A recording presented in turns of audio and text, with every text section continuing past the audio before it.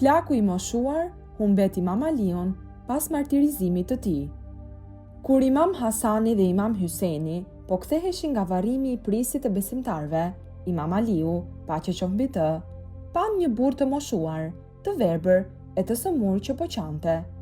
Imam Hasani, paqe qoftë mbi të, ju afrua dhe e pyeti: "Pse po qan o xhaxha?"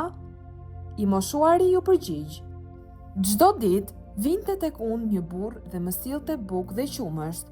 Ka 3 ditë që ai është larguar dhe nuk vjen tek unë."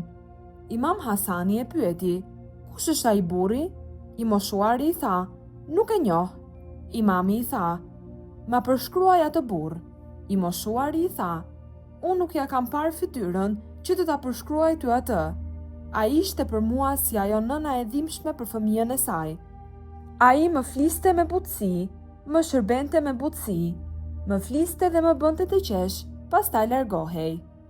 Imam Hasani i tha: "Këto cilësi janë të babait ton, prisit të besimtarve, Aliut. Ai u martirizua dhe ne po kthehemi nga varrimi i tij." I moshuari bërtiti aq shumë derisa vdiq. Në një transmetim tjetër thuhet se ati i ra të fikët dhe kur u zgjua, tha: "Më çoni te varri i tij."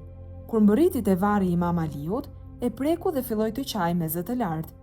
Imam Hasani dhe Imam Hyseni, paqe qoftë mbi ta, u ulën pranë tij dhe filluan të qajnë. Më pas, i moshuari filloi të godas varrin me kokën e tij.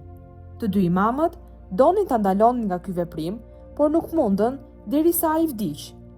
Imam Hasani dhe Imam Hyseni e lanë, e qefinosën, i falën xhenazen dhe e varrosën të moshuarin.